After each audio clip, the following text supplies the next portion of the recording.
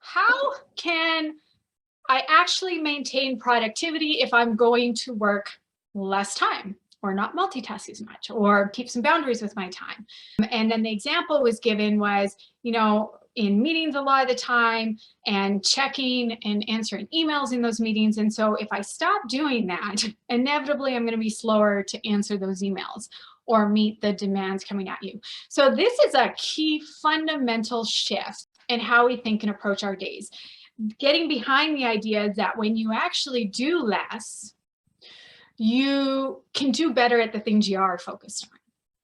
And so the thing about multitasking, it's not that you won't ever multitask, but it is recognizing that every time you are switching from one thing to another, you're doing an email, you're listening to this, you're going back and forth, you actually lose a little bit of productivity each time. It's called context switching. You can Google it, the phrase if you want, but it's actually well proven you lose productivity. So it can feel productive because you're really busy and you're doing a lot of things, but you're also losing energy and can affect your focus on other things throughout the day. And it simply takes longer to do things when our attention is split for things. And now some things you can multitask. Like if it's really just some meeting where you don't need to be engaged and you don't need to participate in it, maybe it's easier to do that then.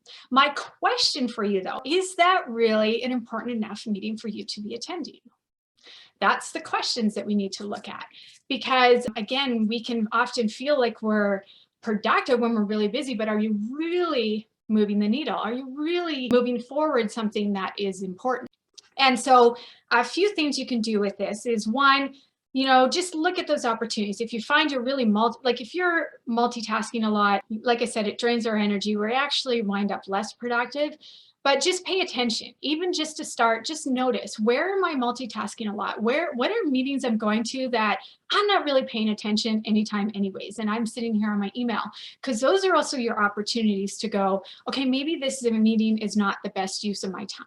Another thing that you can do is looking at where, instead of checking emails all day long, if you're worried that, hey, if I'm not going through my emails when I'm in a meeting, is actually put time in your calendar to check emails. Now, this is one to admit, I'm actually not super good at it. I don't have set time in my calendar for emails, but what I do is I don't check my emails when I'm in meetings or when I'm with clients, and I do that time separate. But if you look at your week, are you actually carving out space and time to look at your emails? Because when we do focus on one thing at a time, even if it's checking emails in that space, you're going to go through those emails a lot more quickly. You're going to respond in a better way. You're going to be able to move through that. So the question back to how can you actually maintain productivity in less time?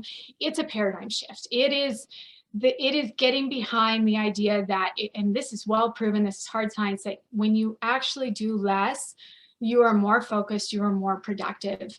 And then to do that and put some boundaries around our time, that's when we need to start looking at, okay, well, if I look at my week then, or my day and what it looks like, is, okay, well, how will I set myself up for success? Like if I'm not going to be checking emails, if these meetings are important enough for me to be there and hear what they have to say, and I'm not going to be on my phone when I'm in it, okay, well, when am I going to check my emails? Do I have space in my calendar for that?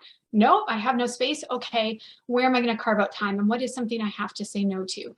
Because the thing is there's always trade-offs. There are always trade-offs. There are always these choices to make. And when you start to notice more of those choices, you actually see more opportunity and possibility. And again, and my hope you can get behind this idea to really understand that you're actually more focused and productive when you do less. But it's not just doing less. It's like you're doing less, but you're doing more of the things that do matter and what really is the best use of your time.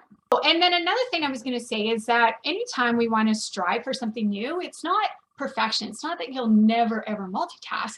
But if you listen to this week and you go, hey, me choosing to not multitask as much is your focus and takeaway from it, it's like, if you're hitting that 80% of the time, you're winning, as far as I'm concerned. Anytime you're doing a new habit, the more you can stick to it, the more, the repetition and the practice, the quicker it gets ingrained. But it's not about perfection, but looking for where are those opportunities. And the thing about your mind is the more you practice being present, the more you practice it, being really present in the moment, focusing on whatever you are focused on, you are training your attention. And so it gets easier if you find that your mind is like all over the place all the time, that you're just in a habit of that. So the more that you can start to practice focusing, like if you go to a meeting and you put your phone away and it's like, I'm going to give my full attention and I'm going to contribute and I'm going to learn and I'm going to listen, you are training yourself to be more present. And that can help you in your professional life, in your personal life.